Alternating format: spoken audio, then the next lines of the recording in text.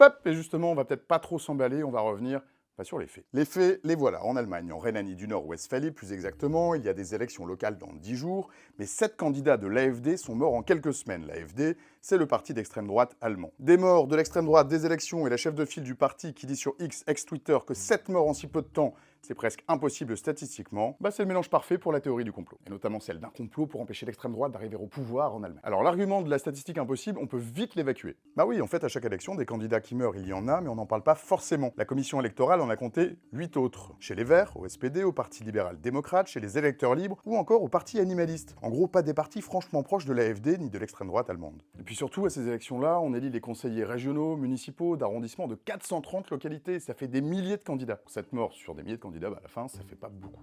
Et puis ce qui est intéressant aussi, c'est peut-être de regarder le profil des gens qui sont morts. La police allemande évoque pour certains d'entre eux ou des causes naturelles ou des problèmes de santé qui existaient avant leur mort. Par exemple, l'un d'entre eux est mort d'une insuffisance rénale, un autre s'est suicidé, et il y en a un dont on ne connaît pas les causes de la mort. Ce qu'on sait par contre, c'est qu'il avait 80 ans. Pas grand-chose en somme qui puisse évoquer une piste criminelle. Bref, comme bien souvent, il est plus sage de regarder du côté du hasard plutôt que de regarder du côté du complot.